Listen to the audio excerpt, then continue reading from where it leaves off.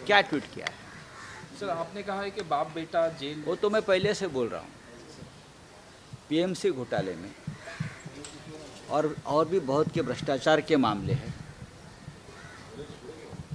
फिरौती के मामले हैं, एक्सटॉर्शन के मामले हैं, जो अब तक दबाए हुए थे। अब बहुत से लोग सामने आए हैं और धीरे धीरे आपको पता चलेगा। अगर कोई गलती नहीं है, कोई गुनाह नहीं किया है, तो बाप बेटे एंटीसिपेटरी बेल को क्यों भाग रहे हैं? अब तक तो भागम भाग नहीं हो रही थी। जब से मैंने सच को उजागर करने की कोशिश की है, तो ये बाप बेटे दर दर की ठोकरें खाते हैं, खाकर एंटीसिपेटरी बेल से इस कोर्ट से वहाँ, उस कोर्ट से वहाँ। एंटीसिपेटरी बेल की ज़रूरत आपको क्यों पड़ रही है? उसमें तो साफ है, आप देखिए क्या होता है, वो देखते रहिए। और जो मैंने कहा ना 3.5, वो 3.5 भी गिनते रही है। वो 3.5 लोग, आप पूछेंगे नाम क्या है, नाम देने से वो लोग एंटीसिपेटरी बेल पर जाते हैं। तो जब जैसे जैसे अंदर जाएंगे वैसे वैसे आप देखते रहिए। लेकिन मैंने आज कहा कि मार्क माय वर्ड्स, आप लिख कर लिखिए, ये बाप बेटे और भी कुछ लोग जो बड़ी बड़ी बातें करते हैं, सेंट्रल एजेंसी का मिसयूज करते हैं, वो सभी लोग जेल जा रहे हैं।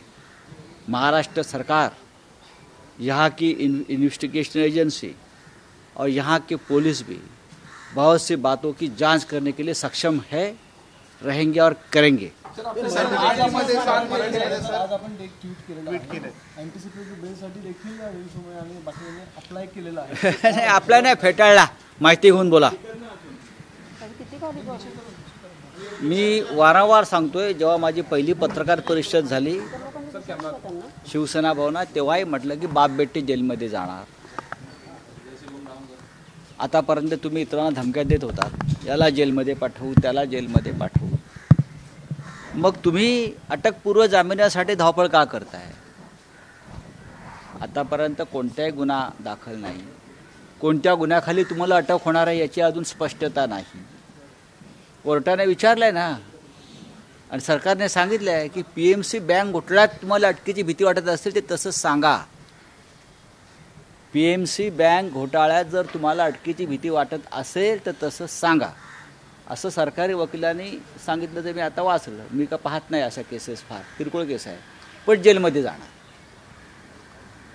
अशी हे एक प्रकरण नाही आहे, अशी अनेक प्रकरणं आहेत ज्या प्रकरणामध्ये हे बाप बेटे जेलमध्ये जातील.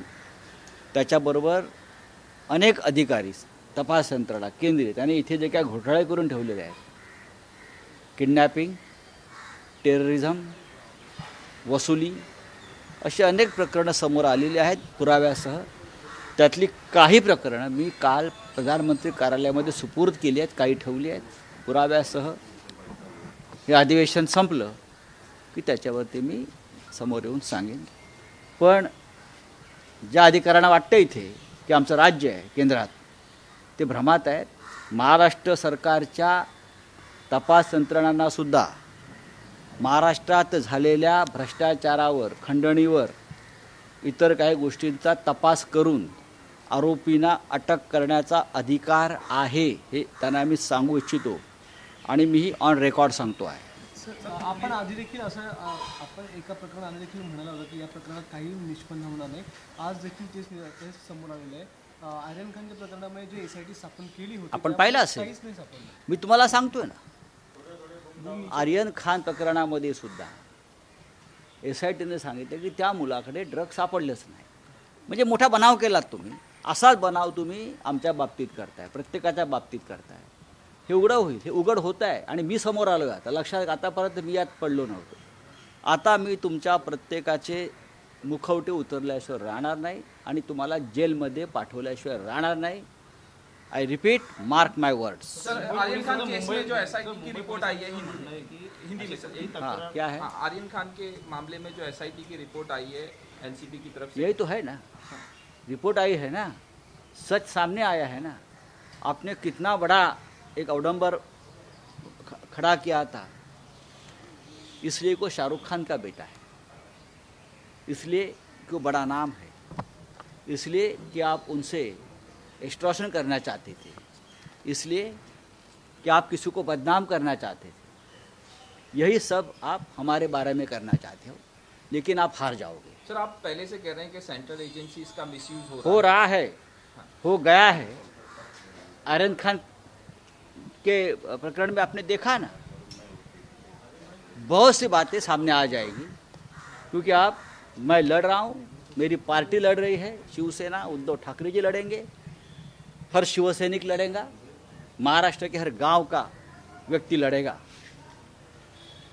ये लोगों के खिलाफ। सर, युक्रेनमध्ये एका मुलाचा मृत्यू झालेला आहे बॉम्ब शेलिंगमध्ये.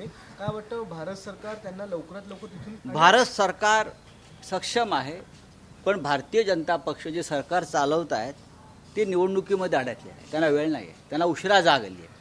त्यांना उशिरा जाग आल्यामुळे आमच्या मुलांना अशा प्रकारे अपमानित व्हावं लागतं आहे. पोलंडच्या सीमेवर, बरं का, रोमानियाच्या सीमेवर, हां, त्यानंतर युक्रेनच्या सीमेवर अक्षरशः लाथाबुक्क्याने मारलं जात आहे, उपाशी ठेवलं जात आहे, त्यांच्यावरती अत्याचार केले जात आहेत. एक तरुणाचा तर एका विद्यार्थ्याचा मृत्यू झालेला आहे, आणि तुम्ही राजकारण करताय. हे आम्ही करतोय, तुम्ही, हे देशाचं कर्तव्य आहे, हे तुमचं कर्तव्य आहे. मनमोहन सिंग यांनी सुद्धा कुवेतच्या युद्धाच्या वेळी 16,000 लोकांची सुटका केली होती, एवढा गाजावाजा केला नव्हता. करा, पण आमच्या मुलांचे प्राण वाचवा, इतकंच मी सांगेन. हिंदी धन्यवाद. में जाना चाहेंगे यूक्रेन वाले मामले में स्टूडेंट्स पर? देखिए, यूक्रेन वाले मामले में जो सामने आया है, ये मैं भारत की नाकामी नहीं मान रहा हूँ. देश हमारा मजबूत है, देश को बहुत रिस्पेक्ट है, लेकिन जो सरकार चला रहे केंद्र में, वो चुनाव में इतने व्यस्त है, प्रचार में इतने व्यस्त है, चाहे उत्तर प्रदेश हो चाहे और राज्य में. अब अभी उनको जाकर टाइम मिला है, जब वहाँ आक्रोश हो रहा है यहाँ देश में, तब वो भागम भाग चल रही है. अमेरिका का एक भी लड़का नहीं वहाँ फंस गया, और भी किसी देश का लड़का नहीं फंस गया. हमारे ही बच्चे क्यों फंस गए, हमारे बच्चों को मदद क्यों नहीं मिली, ये मैं नहीं बोल रहा हूँ. वहाँ से जो बॉर्डर से जो वीडियो बच्चे भेज रहे हैं, उनके ऊपर जो आपबीती आ रही है, वो यहाँ बता रहे हैं, उसके आधार पर मैं बोल रहा हूँ.